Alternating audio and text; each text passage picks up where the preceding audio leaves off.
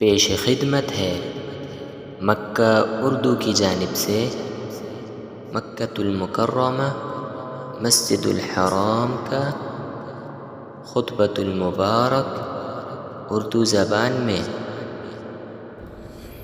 تمام تعریف اللہ کے لیے ہے جو بادشاہت کا مالک ہے۔ وہ جسے چاہتا ہے بادشاہت دیتا ہے اور جسے چاہتا ہے بادشاہت چھین لیتا ہے۔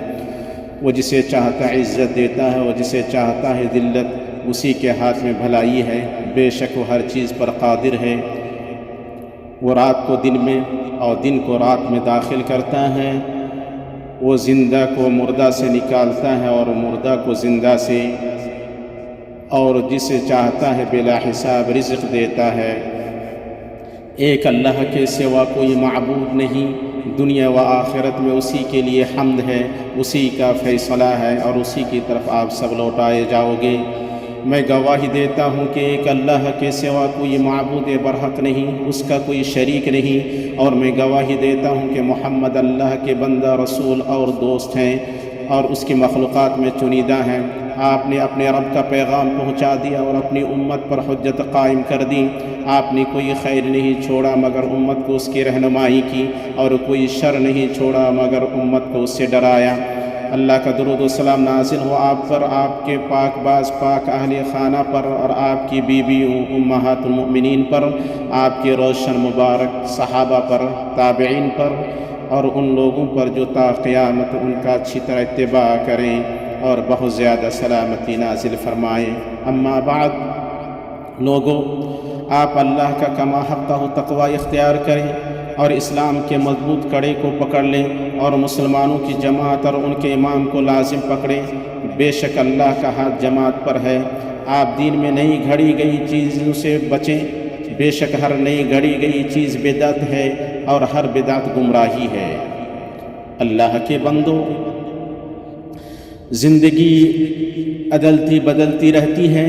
وہ اپنے اندر خوشیاں اور پریشانیاں، ہنسی اور رونا اور گدلاپن و شفافیت سمیٹے ہوئی ہے۔ جسے ایک وقت اچھا لگا تو اسے دوسرا وقت برا لگے گا۔ زندگی کو بدمزہ کرنے والی چیزیں بہت ہیں اور انسان کے نفس کو گدلاپن، تنگی اور دکھ و غم ہر سمت میں گھماتا رہتا ہے۔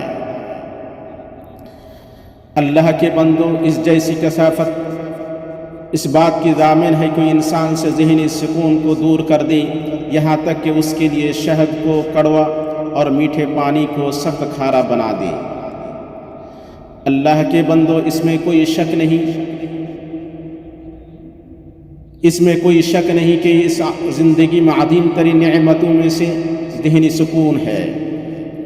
جس نے اسے اپنی زندگی میں چکھ لیا وہ گویا ہر چیز کا مالک ہو گیا، اور جس نے اسے اپنی زندگی میں کھو دیا وہ گویا کسی چیز کا مالک نہیں ہوا۔ اور کسی کو یہ سمجھنا نہیں چاہیے کہ ذہنی سکون کا مطلب کام چھوڑنا یا آرام پسندی اور سستی ہے۔ ہرگز نہیں، بلکہ یہ پورا سکون دلی اور جسمانی عمل سے پیدا ہوتا ہے۔ اور کوئی عجب نہیں جب یہ کہا جائے کہ کام ذہنی سکون کے تقاضوں میں سے ہے۔ مسلمانوں، عربی لفظ بال کا مفہوم حال اور شان ہے۔ کہا جاتا ہے فلان رخی البال و ناعم البال، یعنی فلاں خوشحال ہے اور پرسکون نفس و دل ہے۔ وہ اپنی اضافت کے اعتبار سے بدلتا رہتا ہے، جیسے حالت کی پژمردگی، حالت کی مصروفیت اور حالت کا بگاڑ۔ اور ہر عقل مند کو مقصود ہے حالت کا وہ سکون جو درستی اور شفافیت سے عبارت ہے۔ اللہ تعالیٰ فرماتا ہے، جن لوگوں نے کفر کیا اور اللہ کی راہ سے روکا، اللہ نے ان کے اعمال برباد کر دیے، اور جو لوگ ایمان لائے اور اچھے کام کیے اور اس چیز پر بھی ایمان لائے جو محمد پر اتاری گئی ہے اور دراصل ان کے رب کی طرف سے سچا دین بھی ہوئی ہے، اللہ نے ان کے گناہ دور کر دیے اور ان کے حال کی اصلاح کر دی۔ اہل نظر و دانش سب اچھی طرح جانتے ہیں کہ ذہنی سکون انسان کا مطلوب مقصود ہے، جسے ایسے دلی سکون کی ضرورت ہے جہاں شور نہ ہو، اور ایسے روحانی شفافیت کی ضرورت ہے جس میں گدلاپن کی آمیزش نہ ہو۔ اس میں پرکشش اسباب اختیار کیے جاتے ہیں اور رکاوٹ بننے والے اسباب ختم کیے جاتے ہیں۔ نفسیاتی تناؤ، بے چینی، کشیدگی، ڈر اور مثبت خیالوں پر منفی خیالوں کو غالب کرنا، یہ سب ایسے عوامل ہیں جو گرچہ ذہنی سکون کو بالکل ختم نہ کرے، ذہنی سکون کے منافی ضرور ہیں۔ یہ سب میں مرکزی جگہ دل ہے، کیونکہ جب دل صحت مند بیدار رہے گا تو وہ ذہنی سکون کو شفافیت اور سینے کی سلامتی کی بارشوں سے سیراب کرے گا۔ جہاں لوگوں کے یہاں زیرو ماحولیاتی آلودگی مطلوب ہے، وہیں زیرو دلی آلودگی بھی مطلوب ہے، کیونکہ پہلے کا مقصد ماحول کی حفاظت اور دوسرے کا مقصد ذہن کی حفاظت ہے۔ چنانچہ وہ شخص ذہنی سکون پا نہیں سکتا ہے جو دوسروں کی برائی کرے تاکہ ان کی بجائے صرف وہی تعریف سے محدود ہو، اور نہ وہ شخص پا سکتا ہے جو اپنی شان بڑھانے کے لیے دوسروں کی شان گھٹائے، نہ وہ شخص ذہن سکون پا سکتا ہے جو دوسروں کی روشنی بجھائے تاکہ اس کی روشنی چمکے، نہ وہ شخص پا سکتا ہے جو دوسروں کو چپ کرائے تاکہ اسی کی بات سنی جائے، اور نہ وہ شخص ذہنی سکون پا سکتا ہے جو دوسروں کے کندھوں پر چڑھے تاکہ ان کی بجائے خود اپنے لیے پھل توڑے۔ اسی طرح وہ شخص بھی ہرگز ذہنی سکون چکھ نہیں سکتا ہے جو اپنی ذات اور لوگوں سے مصالحت نہ کرے اور ان کے ساتھ لڑائی کو ختم نہ کرے۔ اسی طرح وہ شخص بھی ذہنی سکون نہیں پا سکتا ہے جو بغیر تکلف کے ویسا نہ رہے جیسا کہ وہ ہے، اور جو ایسا لباس پہنے جو اس کا ہے ہی نہیں، اور جو ایسی چال چلے جو اس کی چال نہیں۔ اس لیے ہر مسلمان پر واجب ہے کہ وہ اپنے نفس کا دوبارہ جائزہ لے اور اپنے متعلق ہر چیز پر نظر رکھے اور چپکے سے ہر اس چیز سے کھسک جائے جو اس کی روح اور جسم کو نقصان پہنچائے۔ چنانچہ نہ حاسد کو ذہنی سکون ہے، نہ چغل خور کو، نہ اس دل کو ذہنی سکون ہے جو کینوں سے لبریز ہو۔ بے شک اللہ ایسے شخص کو ذہنی سکون عطا کرتا ہے جو مخموم القلب ہو۔ کیا آپ جانتے ہیں مخموم القلب کون ہے؟ وہ متقی صاف ستھرا دل جس میں نہ کوئی گناہ ہو، نہ کینہ اور ظلم و حسد، جیسا کہ صادق مصدوق صلی اللہ علیہ وسلم کی صحیح حدیث میں آیا ہے۔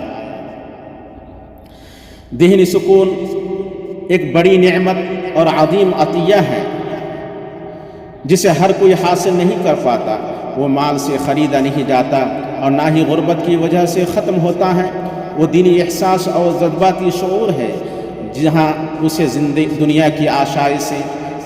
دنیا کی آسائشیں نہیں لا سکتی ہیں، چاہے جتنا مال و جاہ ہو، وہیں اسے غربت و محتاجگی روک نہیں سکتی ہے جس حد تک بھوک اور تنگ حالی ہو سکتا ہے ذہنی سکون اس فقیر کو حاصل ہو جائے جو چٹائی پر سوتا ہے، اور ایسا مالدار اس سے محروم ہو جائے جو مسندوں پر ٹیک لگاتا ہے اور ریشم کے بچھونے پر سوتا ہے۔ اللہ کے بندو، یہ جذباتی احساس ہی وہ ذہنی سکون ہے جو اس پختہ پل ہی سے حاصل ہوتا ہے جسے انسان خود غرضی، کینہ اور حسد کے سمندر کے اوپر بناتا ہے تاکہ اس پر وہ عزت نفس، دل کی سلامتی اور سینے کی کشادگی کے ساتھ اپنی دنیا سے اپنی آخرت کے لیے منتقل ہو۔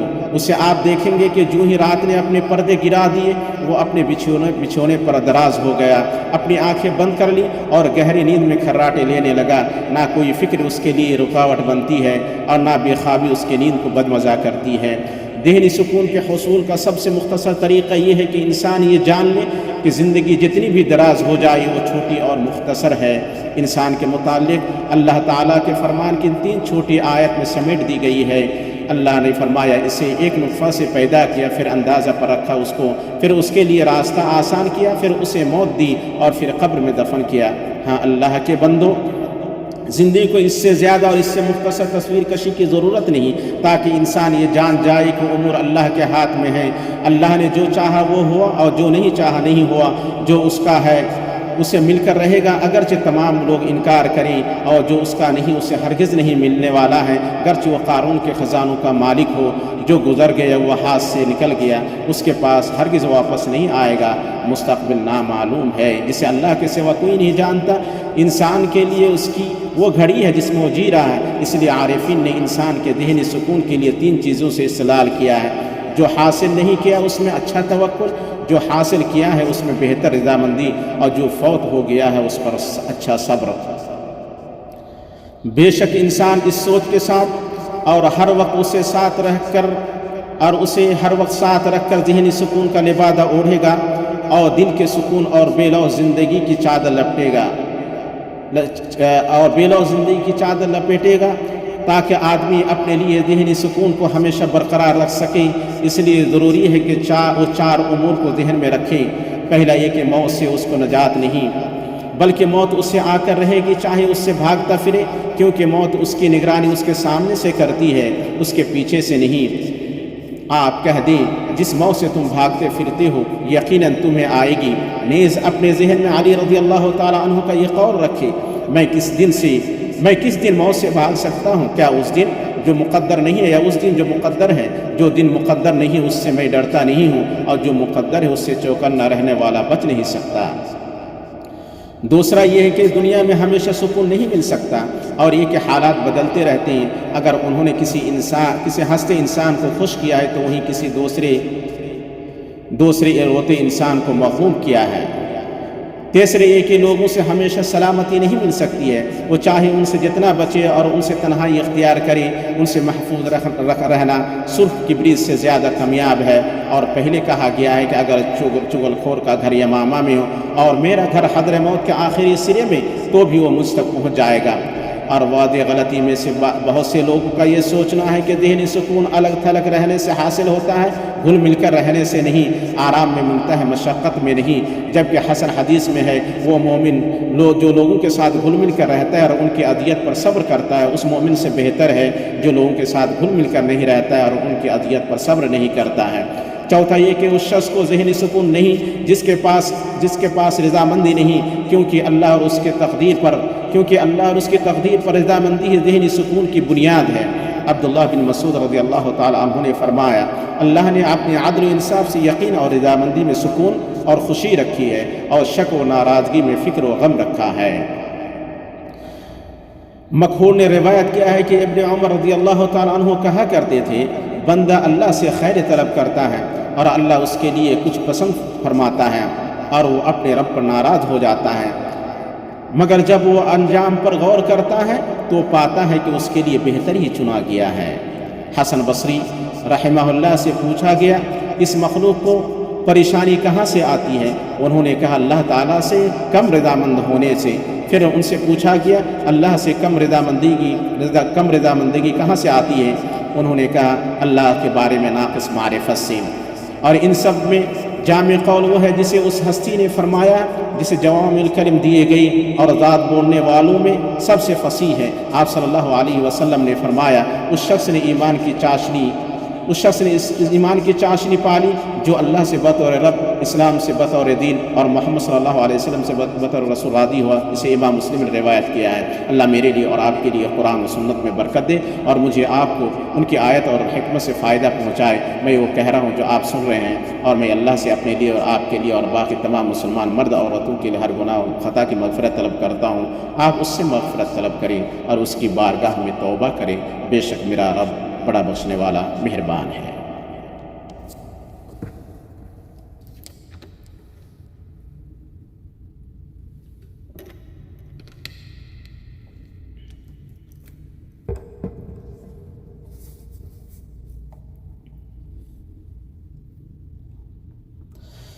اللہ کے لیے بہت زیادہ پاک بابرکت تعریف ہے، اور درود و سلام ہو اللہ کے رسول مصطفیٰ اور اس کے نبی مجتمع پر۔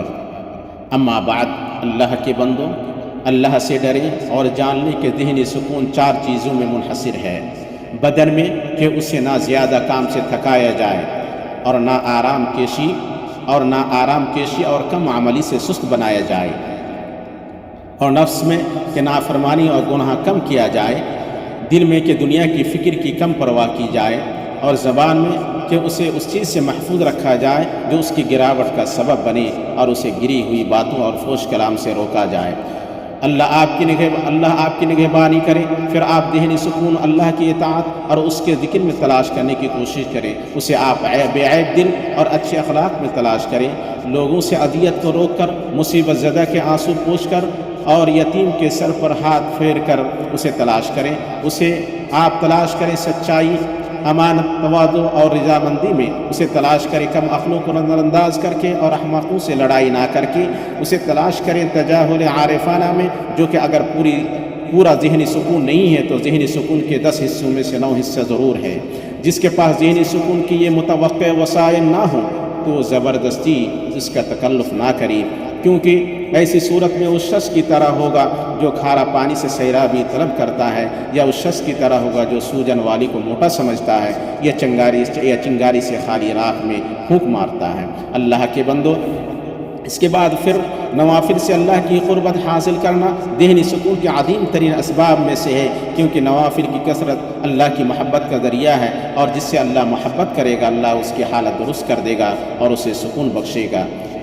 حدیث قدسی میں اللہ تعالیٰ کا فرمان ہے، میرا بندہ جن عبادتوں کے ذریعے میرا قرب حاصل کرتا ہے ان میں سے کوئی عبادت مجھے اتنی زیادہ پسند نہیں ہے جس قدر وہ عبادت پسند ہے جو میں نے اس پر فرض کیا ہے۔ میرا بندہ نوافل کے ذریعے سے بھی مجھ سے اتنا قریب ہو جاتا ہے کہ میں اس سے محبت کرنے لگ جاتا ہوں، تو میں اس کا کان بن جاتا ہوں جس سے وہ سنتا ہے، اور اس کی آنکھ بن جاتا ہوں جس سے وہ دیکھتا ہے، اس کا ہاتھ بن جاتا ہوں جس سے وہ پکڑتا ہے، اور اس کا پاؤں بن جاتا ہوں جس سے وہ چلتا ہے۔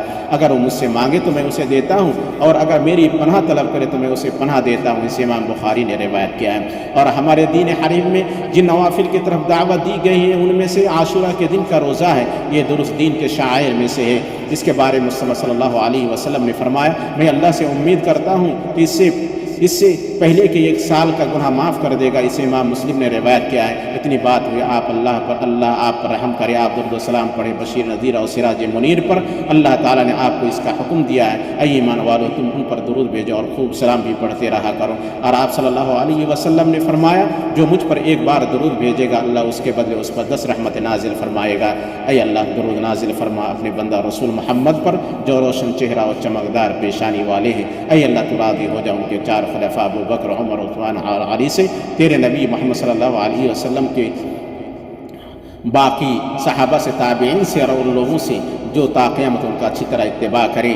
اے اللہ تو اسلام اور مسلمانوں کو غلبہ عطا فرما، اے اللہ تو اسلام اور مسلمانوں کو غلبہ عطا فرما، دین کے قلعہ کی حفاظت فرما، اور اس ملک کو اور مسلمانوں کے باقی تمام ملکوں کو امن و اطمینان کا گہوارہ بنا۔ اے اللہ تو ہمیں ہمارے وطنوں میں امن عطا فرما، ہمارے پیشواؤں اور سربراہوں کی اصلاح فرما، اور سرپرستی ان لوگوں کے ہاتھ میں کر جو تجھ سے ڈرے اور تیرا تقوی اختیار کرے اور تیری رضامندی کی پیروی کرے۔ اے رب العالمین، اے اللہ تو ہمارے امام اور ولی اور امر کو ان اقوال و اعمال کی توفیق دے جو تجھے پسند ہو اور تو ان سے راضی ہو، یا حی یا قیوم۔ اے اللہ تو ان کے مشیروں کی اصلاح فرما، یا ذا الجلال والاکرام۔ اے اللہ تو انہیں اور ان کے ولی عہد کو اس کام کی توفیق دے جس میں شہروں اور بندوں کی بھلائی ہو۔ اے ہمارے رب، ہمیں دنیا میں بھلائی عطا فرما اور آخرت میں بھلائی عطا فرما، اور ہمیں آگ کے عذاب سے بچا۔